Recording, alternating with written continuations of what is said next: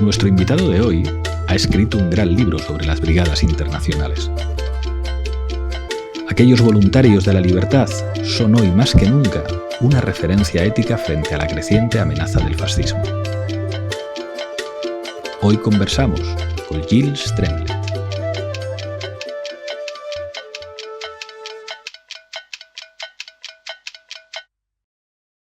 Gilles Tremlett, bienvenido, gracias por estar aquí. Bueno, pues muchísimas gracias. Voy muy directo. ¿Por qué ahora un libro sobre las brigadas internacionales? Pues ahora en parte porque se nos mueren los últimos, los que representan un momento histórico no solo para España, sino para el mundo, y por lo tanto pues toca escribir su historia, y también porque en ese momento, cuando volvemos a hablar bastante del antifascismo y del peligro de los fascismos o de los prefascismos también, pues es importante pensar en la Guerra Civil Española, en qué supuso no solo para los españoles, sino para el mundo, y eso se entiende muy bien a través de estos 35.000 voluntarios que llegan de todo el mundo y que vienen aquí como voluntarios a defender la República, ¿no? Te quiero preguntar por ellas y ellos, porque digamos, a pesar de que el papel del Internacional Comunista es muy importante en la organización de las brigadas internacionales, en su composición ideológica, étnica, nacional, es extremadamente heterogénea. O sea, digamos que en las brigadas se junta gente, a pesar de la hegemonía comunista que es clarísima, pero se junta gente que viene de muchos sitios ideológicamente y de muchos países. Háblame de esa heterogeneidad. Bueno, en primer lugar es que tiene esos dos aspectos, ¿no? Uno es político, en el sentido de que es un grupo frente populista, en el que, como acabas de decir, pues manda el Comintern, el Internacional Comunista, como la fuerza más importante, pero que la mitad de ellos no son comunistas, sino simplemente se definen como antifascistas. Y por lo tanto, pues son Frente Popular en el sentido del gobierno de aquí en el año 36, o en el gobierno francés, que también era Frente de Blum en el mismo momento. Luego, el aspecto internacional es realmente, hablando del momento histórico, es único, ¿no? Que los observadores de entonces les cuesta mucho encontrar con qué comparo esto, ¿no? Y van hacia las cruzadas, que es lo único que les parece que es similar a lo que está pasando. Entonces, en ese momento es realmente algo que extraña a mucha gente, que pueda pasar una cosa así, pero que luego es una inspiración también para otros, ¿no? Hay muchos elementos míticos en las brigadas internacionales de generación de sentido ideológico, odiadas y vilipendiadas por la derecha y al mismo tiempo admiradas por los sectores democráticos, por la izquierda. Te quiero preguntar por los ambientes. Antes hablábamos off the record de la posibilidad de que se haga una serie sobre las brigadas internacionales, porque es verdad que tiene muchísimos elementos de construcción de narrativa. Te quiero preguntar inicialmente por dos ambientes que son muy distintos y que son además definitivos para la construcción de la historia sobre las brigadas, que son Barcelona, cuando se están celebrando además la Olimpiada Popular como una alternativa a los Juegos Olímpicos que había organizado el Tercer Reich, y cómo algunos de los participantes en esas Olimpiadas Populares forman parte de los primeros voluntarios internacionales del bando democrático en España. Y luego, por otra parte, el ambiente de Madrid.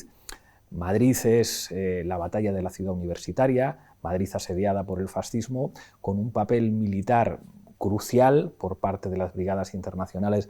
Es imposible no imaginarse ese desfile por la Gran Vía y lo que tuvo que representar en Madrid, ver a hombres y mujeres de otras razas. O sea, yo recuerdo lo que me contaban mi abuela y mi tía abuela de aquellos momentos, de lo impresionante que era ver a un hombre negro en Madrid, en aquel contexto, o a decían siempre, como esos muchachos tan altos, porque muchas veces hasta en lo físico llamaba la atención en Madrid pues que llegaran unos alemanes de 1,85 m en este país. Háblame de esos dos ambientes, el de Barcelona y el de Madrid.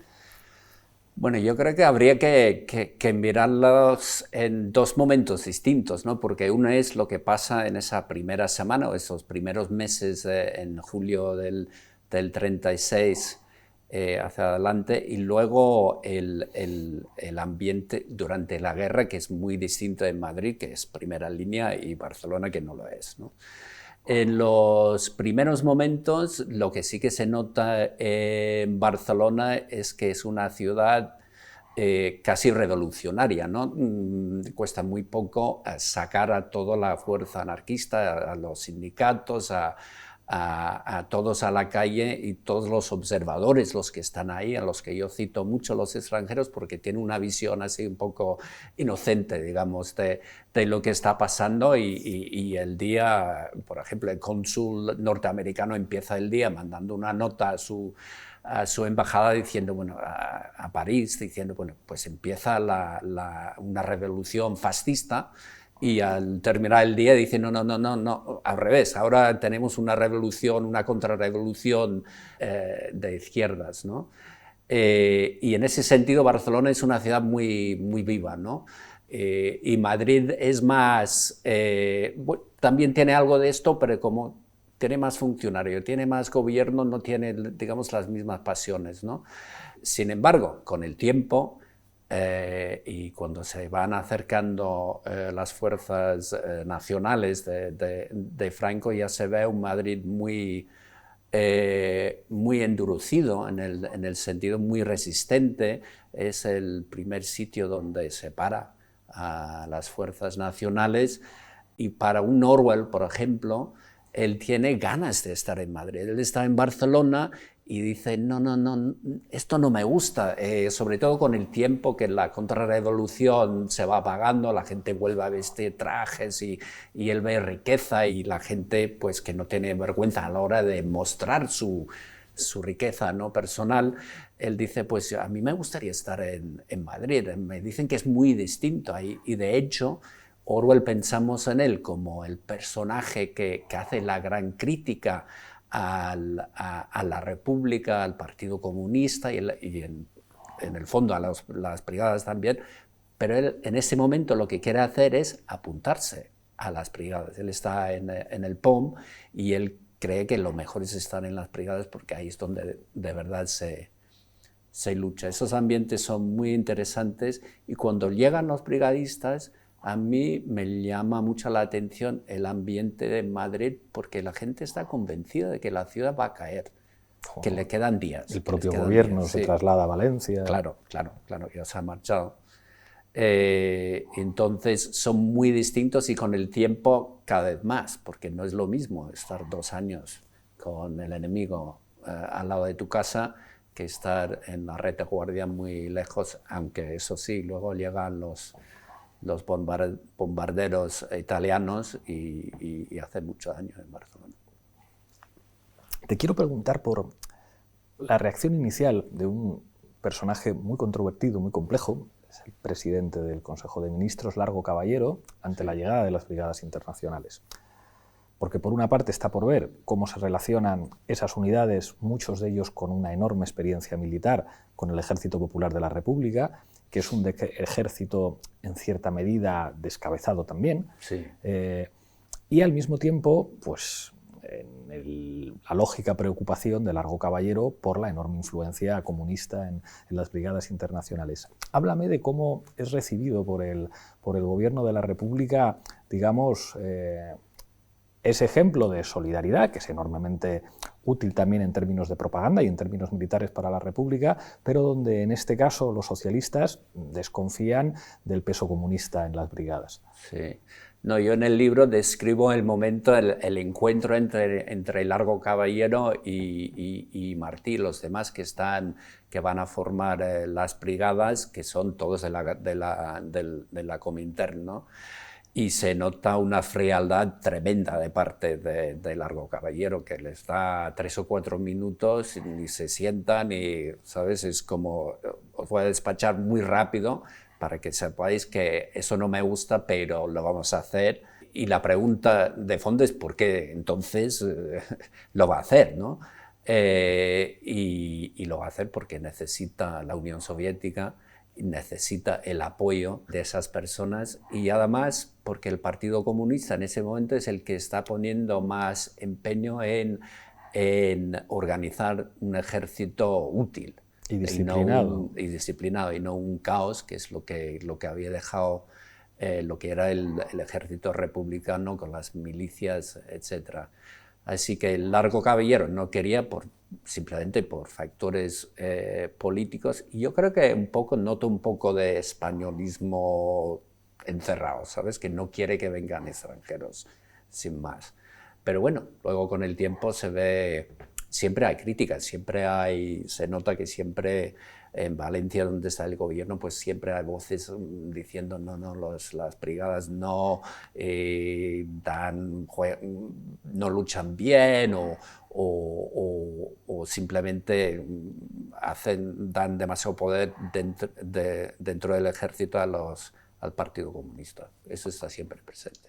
Ahí hay un elemento que forma parte de toda la literatura anticomunista, sí, de derechas y de izquierdas, de los terribles comunistas. Pero claro, ahí hay algo que seguramente una de las claves que explique el éxito político de los comunistas en el bando republicano durante la Guerra Civil no solo se explica por el apoyo de la Unión Soviética, sino por ser un partido con un planteamiento político enormemente útil a la hora de afrontar las pocas posibilidades de victoria militar que había. Es decir, un ejército disciplinado, hace falta que llegue ayuda militar. Tú antes hablabas de los bombardeos en Madrid, hasta que no llegan los chatos soviéticos, no hay manera de enfrentar a la aviación franquista. Lo que representa también que se construyan servicios secretos, que el bando franquista tiene, pero el bando republicano no. Proteger la alianza con los sectores de las clases medias y la burguesía, es decir, oiga, aquí de lo que se trata es de ganar la guerra, sí, no de expropiarlo absolutamente todo, y ahí paradójicamente el partido más republicano, con una política económica más republicana, es el Partido Comunista, que además apuesta por tratar de internacionalizar el conflicto, es decir, lo que además a la postre condenó a la República es la no intervención y el pacto de Múnich y la política de apaciguamiento de los británicos y después, siguiendo a los británicos, los franceses. Y ahí, de alguna forma, los comunistas juegan, digamos, como son el bando más pragmático dentro del bando republicano. Y ahí las brigadas internacionales también juegan su papel. Sí, no, la palabra clave es esta, son muy pragmáticos. Claro, eso no es nuevo para el Partido Comunista, que se había puesto 1 año, 2 años antes, había dado un giro a su política internacional. De clase contra clase a la política de frentes populares. Claro. Lo cual, claro, algunos que se acordaban de cómo se les llamaba sociofascistas o socialfascistas, pues les costaba un poco aceptar este cambiazo de alianzas, ¿no? Que ayer éramos el enemigo y hoy somos amigos. A ver, ¿no? Y esto seguramente lo estaba pensando Largo Caballero también. Pero luego sí, se nota un pragmatismo que es extremadamente importante para la República durante la guerra. Digamos, se puede admirar al POM incluso a los anarquistas por su visión utópica, pero no sirve, sobre todo no sirve en la guerra, ¿no? Y los brigadistas vienen en ese sentido, y a algunos de ellos les cuesta todavía, porque no son tan disciplinados. Muchos son comunistas nuevos, no entienden, no saben cómo es Rusia, no tienen ni idea de cómo es la Unión Soviética, creen que la disciplina es cosa del otro ejército, de eso de oficiales y de órdenes y de mandar, eso es muy fascista para ellos, ¿no? Y les cuesta mucho en los inicios entrenarse simplemente o aceptar la orden que viene de otro de arriba, ¿no? Con el tiempo, pues todos van aprendiendo y luego pues dan ejemplo un poco. Hay unidades muy buenas en el ejército republicano, el quinto regimiento está muy bien y algunas fuerzas que llegan de Asturias y de otros sitios, y todos sirven como ejemplo para luego ir armando un ejército que al final pues sí que vale, pero claro, al final, tú has hablado de aviación, pero al final lo que pasa es que se van retirando los soviéticos, mientras la aviación nacional es alemana y italiana en las 2/3 partes, o sea, de pilotos, de aparatos, de aviones, ¿no? Y esto es clave en la guerra. Háblame del ambiente de Albacete, donde tienen el cuartel general las brigadas internacionales. Cuando hagamos la serie de las brigadas internacionales, habrá que rodar en Albacete cosas. Sí. Háblame de... Bueno, todos sabemos el dicho de Albacete, no lo voy a repetir aquí, pero claro, Albacete es un sitio muy duro, hace un frío tremendo durante invierno que a los brigadistas no esperaban esto. España era sol y playa para ellos, claro, también, claro, ¿no? Entonces se convierte en un campamento militar, en el fondo. Y además los pueblos alrededor, porque hay pueblos pequeños que luego se transforman en bases para las distintas brigadas para entrenarse, ¿no? Y luego depende un poco de cada... Claro, como aquí van pasando tantas nacionalidades, la cultura es distinta. No es lo mismo tener a los franceses que tener a los irlandeses, que tener a los británicos, que tener a los norteamericanos, ¿sabes? Y entonces la relación siempre es muy diferente según está por ahí, quién está por ahí. Albacete, la verdad es que no hay quien tenga muy buenos recuerdos de Albacete como sitio, porque era tremendamente difícil, y además se formó ahí a partir de André Martí una estructura un poco paranoica de control, de policía secreta y tal. Que a la gente prefería estar o luchando en el frente o incluso en la retaguardia, en la playa o en el hospital, que también por ahí pasaba mucha gente. Te quiero preguntar por 3 batallas. Las brigadas internacionales participaron en muchas, tuvieron muchas bajas porque eran utilizados muchas veces como unidades de choque, pero hay al menos 3 míticas. Una es la batalla de Madrid, con el mítico Kleber al mando de las brigadas internacionales en Ciudad Universitaria. La otra es el Jarama, que prefigura, digamos, un tipo de guerra de trincheras que veremos después, y por supuesto la batalla del Ebro, la batalla quizá más importante de la guerra en términos de movilización de recursos militares, de muertos. 1 de cada 5 participantes en la batalla del Ebro muere. Es probablemente la última oportunidad militar de la República para lograr una posición táctica de resistencia para ver si estalla la Segunda Guerra Mundial y fracasa, y son 3 momentos claves para las brigadas internacionales. Háblame de esas 3. Bueno, la primera en Madrid es la batalla donde acaban de formarse, no se han podido entrenar, no saben ni siquiera manejar las armas, y es la primera vez que se ve que creen que el valor y el idealismo de por sí les va a proteger, y se ve que no, que mueren muchos. Pero lo que sí que es cierto es que son muy, muy, muy importantes en ese momento en el que se para a las fuerzas nacionales en la ciudad universitaria. Se me suele preguntar, sin ellos salvaron Madrid, que es un poco la propaganda que se hizo en el momento, ¿no? Si Kleber era el salvador de Madrid, lo cual pues enojó mucho a Rojo y los demás españoles, ¿no? Y para mí todos fueron claves en ese momento. Porque no quedaba, solo quedaba fuerzas para defender la bolsa de la ciudad de Madrid, y si quitas una fuerza, sean las brigadas internacionales, los asturianos, los catalanes que vienen, los anarquistas y otros, pues entonces cae Madrid, ¿no? Entonces, en ese sentido son claves, pero otros también son son muy importantes. Y ahí es donde aprenden a hacer la guerra, porque muchos no tienen ni idea.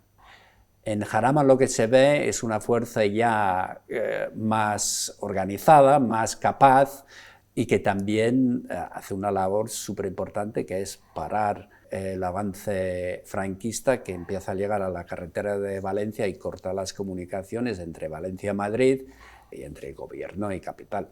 Y luego el Ebro es el verdún de la guerra civil española, es una tragedia enorme, es muy duro.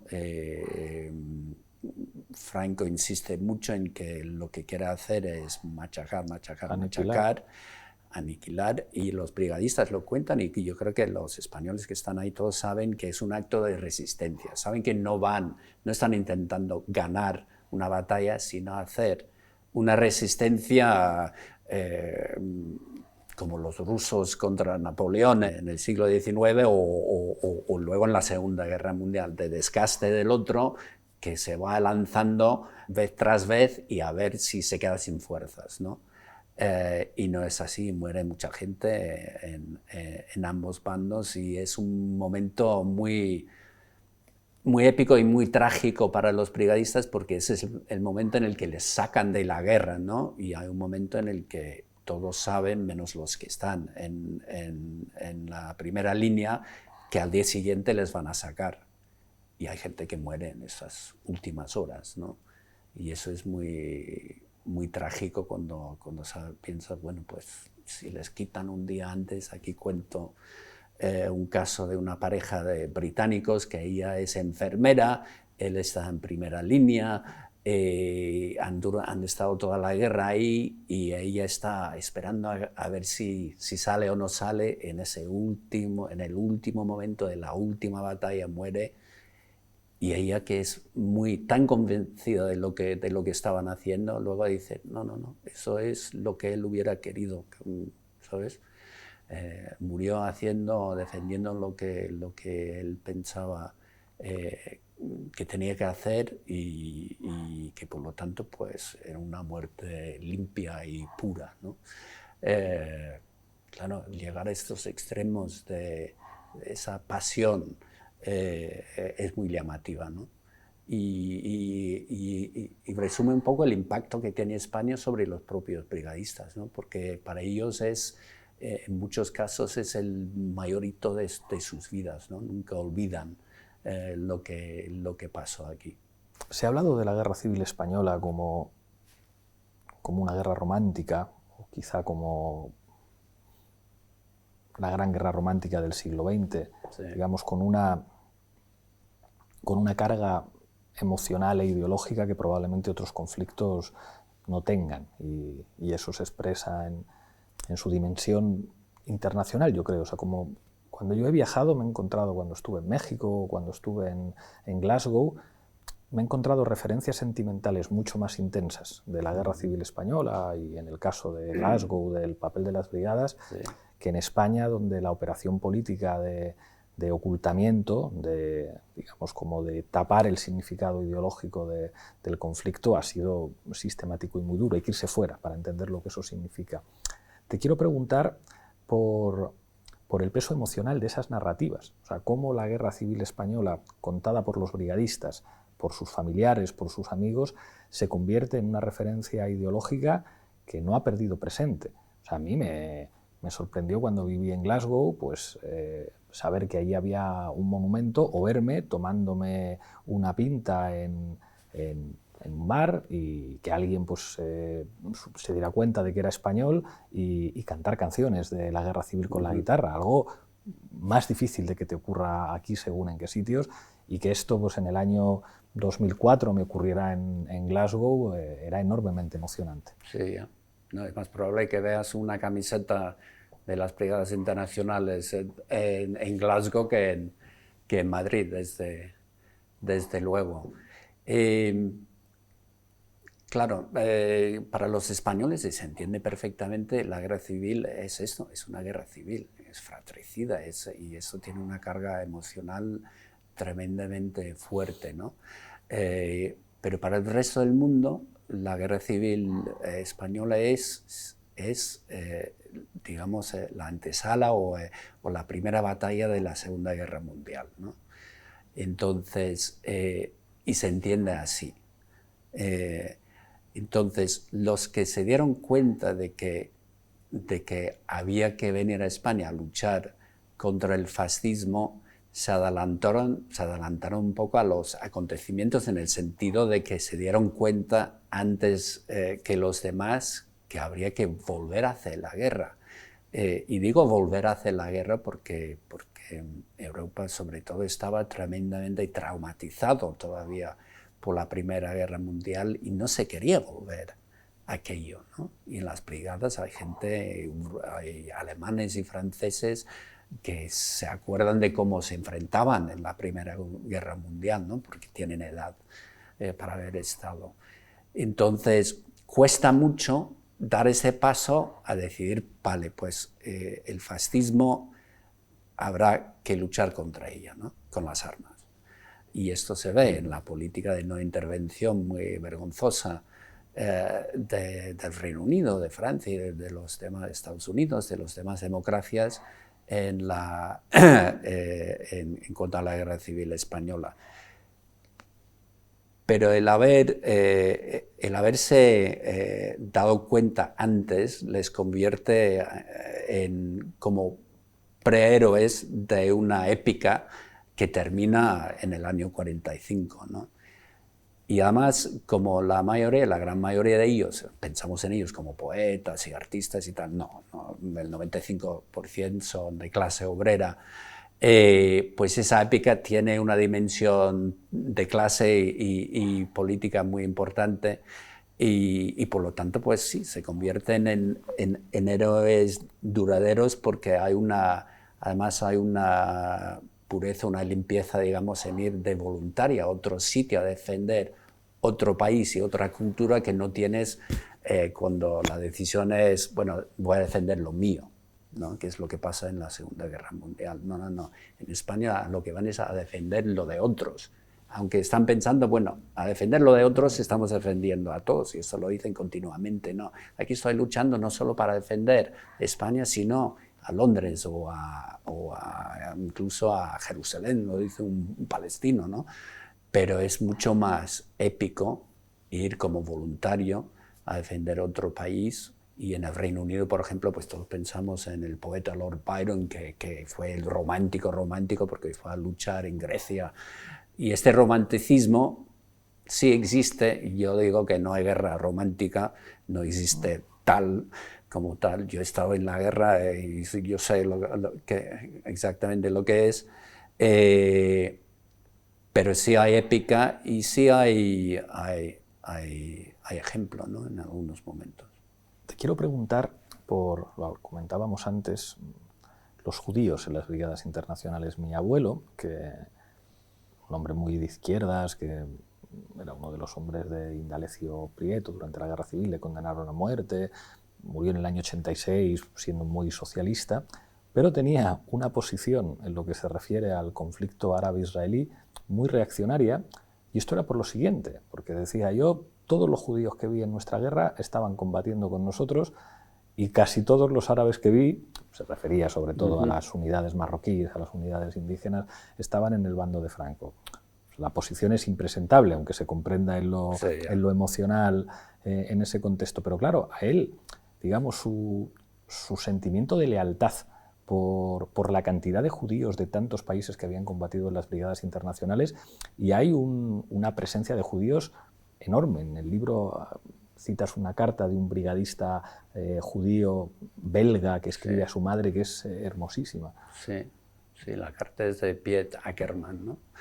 Es tremendamente interesante, porque son del 10 al 20% de los brigadistas son judíos, y da igual que sean polacos o norteamericanos o británicos o franceses, o algunos que vienen incluso de Palestina, ¿no?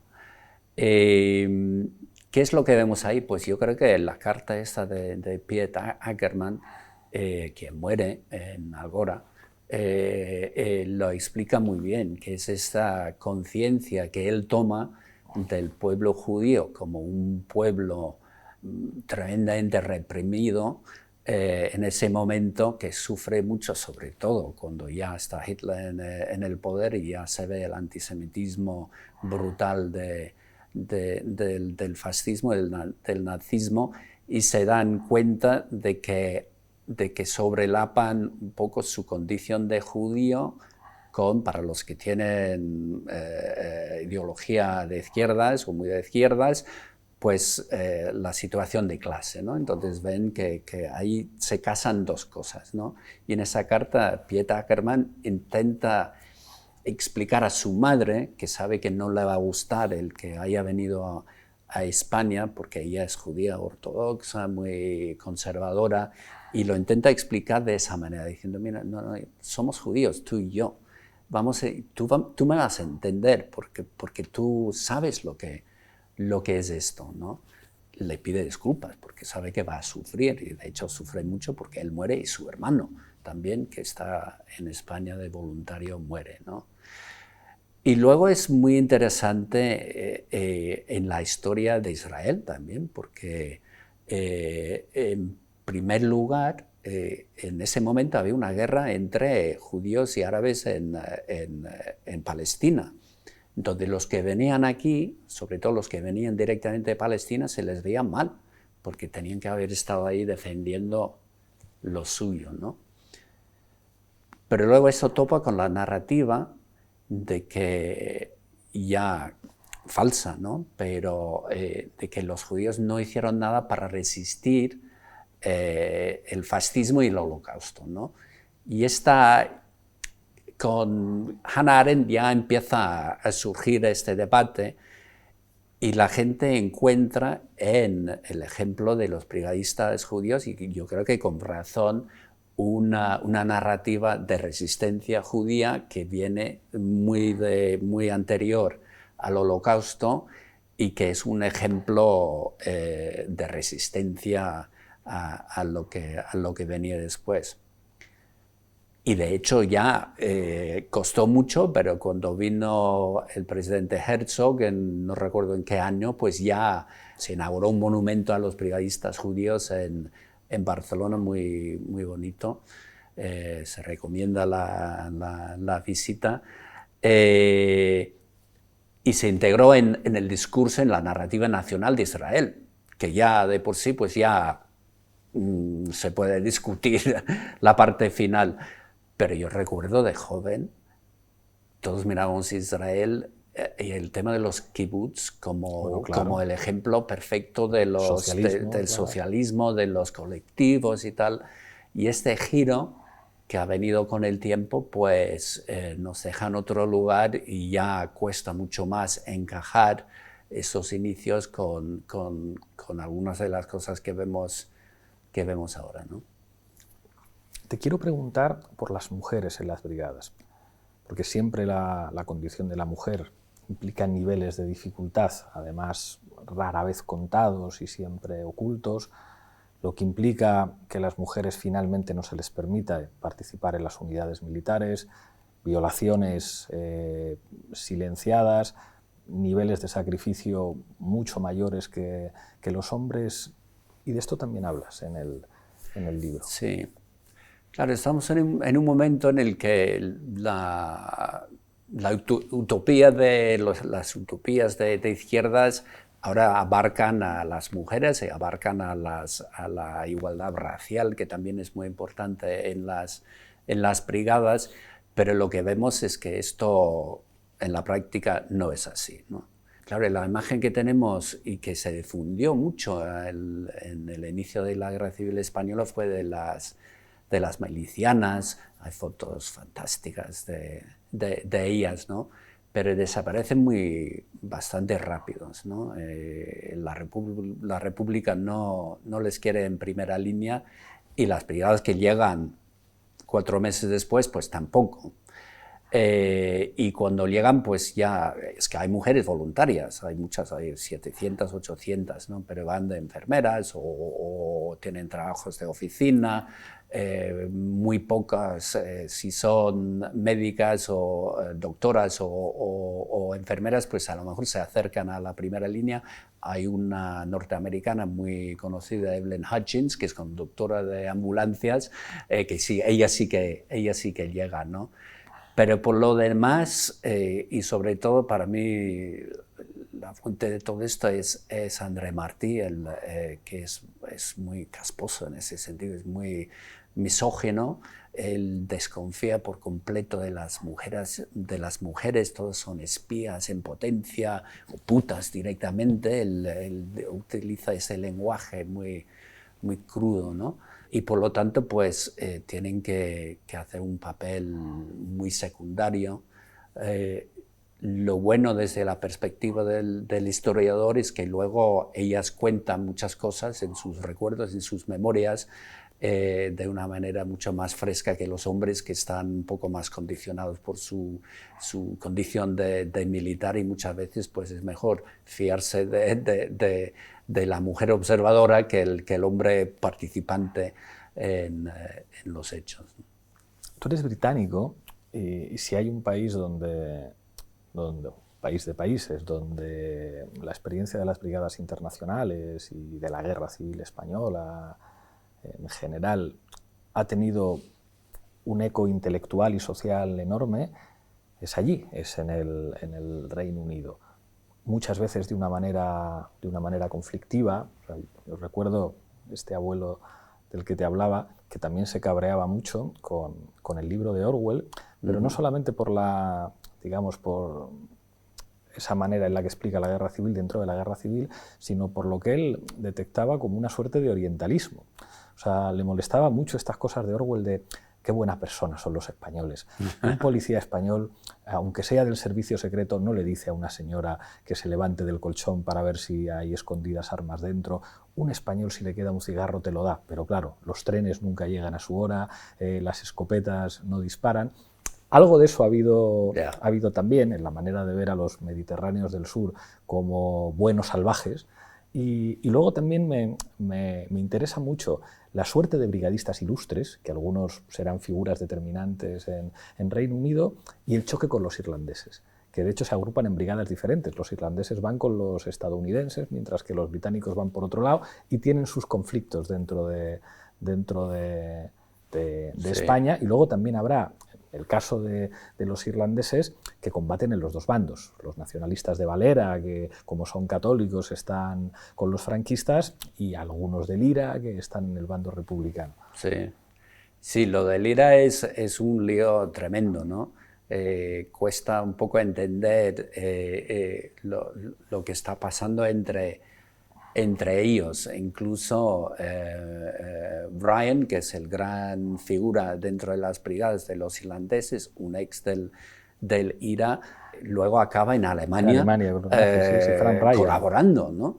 Entonces ahí es que es tremendamente complejo y difícil, y sí, hay un momento en el que sale la canción de Christy Moore, la de Viva la Quinta Brigada. Sí, entonces hay momentos ahí, bueno, hay una ruptura entre los británicos y los irlandeses que los ponen juntos, y claro, en algunos momentos hay un oficial británico, George Nathan, es un judío, homosexual, muy querido por todos, pero resulta que había sido policía secreta en Irlanda. Y claro, tenía irlandeses a su cargo, y además los irlandeses querían ir siempre con la bufanda verde para demostrar que eran irlandeses, y esto iba en contra de la cultura internacionalista de las brigadas. Y luego se apartaron, la mitad de ellos se fueron a la brigada Lincoln y se sintieron mucho más cómodos ahí, ¿no? En cuanto al Reino Unido y lo que ha supuesto en ese debate intelectual y este orientalismo español, desde luego existe, pero también existen otras impresiones que a mí me llamaron mucho la atención, ¿no? Un tipo que venía de una familia pobre de Leicester, ¿no? y que llega aquí y dice, bueno, yo pensaba que yo era pobre. Yo creía que yo era pobre, ¿no? Y lo dice muy sinceramente, ¿no? Eso no es orientalismo, es que les resulta chocante la pobreza en algunos sitios de España. Y este romanticismo, pues sí, se ve. Creen que toda canción que escuchan es flamenco, ¿no? Que todo es romántico, lo que se frustran mucho con las mujeres, sobre todo los anglosajones, porque no saben ligar. No saben ligar, los italianos y los cubanos sí, claro. y llevan un enfado tremendo con los italianos porque tienen mucho más capacidad de integración, ¿no? Porque son mediterráneos, ¿no? Muchos se van con una sensación de que se llevan esa pobreza con ellos, ¿no? Y es muy sincero. Yo admito lo del romanticismo y la visión rusiana, ¿no? del español como un buen salvaje, ¿no? Pero muchos llevan esa sensación de que, pobre gente, ¿no? Hay que hacer algo, no es solo. Y entonces para ellos también muchas veces la lucha no es solo la república, sino es enseñar a leer y escribir, que también se dedicaban a esto, ¿no? A ayudar un poco a la gente que se nota que es mucho más pobre que ellos, ¿no? Y eso impacta bastante. Antes de pasar a la rueda de reconocimiento, te quiero preguntar por un tema que ha sido muy tratado, que es, digamos, la suerte de los brigadistas después, desde lo que significa el combate en la Segunda Guerra Mundial o hasta, en algunos países del este, digamos, haber participado en las brigadas internacionales no era necesariamente un mérito, depende de dónde. Es como Tito había estado en España y termina siendo el jefe de Estado de Yugoslavia. O sea, digamos que aquí estuvieron los más importantes también. O sea, digamos, la gente que viene aquí, muchos de ellos tendrán un papel muy notable en sus respectivos países y de alguna forma la Guerra de España será una escuela que también dará galones para bien y para mal, lo que significa haber estado en España o no haber estado. ¿De esto hablas también? Sí. Esto se habla bastante poco de la importancia de los brigadistas, sobre todo en la parte detrás del telón de acero, donde llegan a posiciones muy, muy importantes. Hay 3 primeros ministros, por ejemplo, de Albania, de Hungría y de Alemania del Este. Enver Hoxha estuvo aquí, es verdad. Enver Hoxha estuvo aquí, sí. Y viceprimer ministros y ministros miles y generales, bueno, no miles, pero muchos ministros, ¿no? Entonces, y se entiende porque los soviéticos buscan gente de fiar para montar regímenes y los que son de fiar son los que han demostrado su valía en España y luego, 5 años después de otra guerra, que también participaron casi todos en la Segunda Guerra Mundial, también con papeles muy importantes en los ejércitos de partisanos, en la guerrilla, en la resistencia francesa. Entonces llegan en los casos más escandalosos, el más escandaloso es el Stasi alemán, porque lo funda un brigadista, el general Weisser, y luego el jefe del Stasi durante casi toda su vida es un tal Meckel, que es el que monta toda una estructura represiva tremenda, ¿no? Luego a los que por haber estado en España, pues sufren porque hay purgas, sobre todo en Checoslovaquia, en Hungría, donde identifican a los brigadistas como o titoístas, que ya es no estar en la familia soviética, o trotskistas, que es lo peor de lo peor, ¿no? Para ellos, ¿no? Y haberse contaminado en España básicamente por el contacto con el exterior, no es otra cosa, ¿no? Y esto es muy triste verlo. Y hay Arthur London, por ejemplo, escribe un libro muy conmovedor sobre esto, y hay muchos ejemplos, ¿no? Pero a mí me gusta, yo siempre voy a dos británicos. Uno es Jack Jones, que acaba siendo el jefe del sindicato más importante del Reino Unido. En un momento dado, en los años 70, se cree que es, de hecho, el hombre más poderoso de España, ¿no? En una encuesta. Y luego está Sir Alfred Sherman, que es el consejero en temas de ultraliberalismo de Margaret Thatcher, ¿no? Es su compañero de viaje, su ideólogo casi, y él también es brigadista. Pero es un brigadista que nunca se arrepienta de haber sido brigadista. Como aquí también venía de visita Edward Heath, que luego sería primer ministro conservador, pero que era muy admirador de los brigadistas, porque él veía en ellos la resistencia a lo que venía. Él sí que se daba cuenta, como Churchill, del peligro del fascismo, ¿no? John McCain hizo una declaración a favor de las brigadas internacionales. Uno no se imagina a nadie en la derecha española diciendo algo así. No, la carta escribe una carta cuando muere el último brigadista norteamericano diciendo, bueno, pues reconozco que este señor era comunista, pero que le admiro por lo que él y a los demás, por lo que hicieron en un momento muy, muy importante. Esto sería imposible. Reagan, desde luego, no lo habría dicho, porque él dijo textualmente que se habían equivocado de bando los brigadistas norteamericanos. Así que, bueno, hay de todo. Y lo que no hay, algunos sí que hubo, pero no hay muchos arrepentidos de haber estado en las brigadas, menos algunos desertores y otros que sí que se fueron enfadados. Y por eso son temas de serie.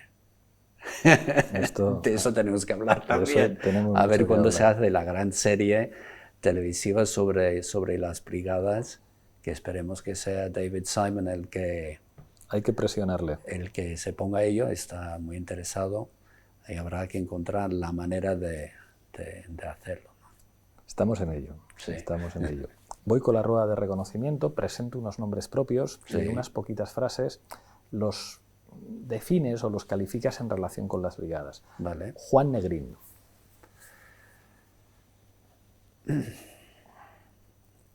Eso es difícil.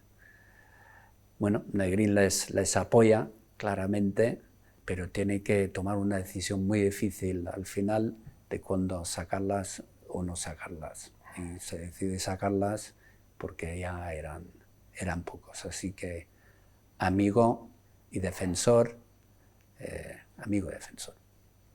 Largo Caballero, que comentábamos al principio. No voy a decir enemigo, pero aliado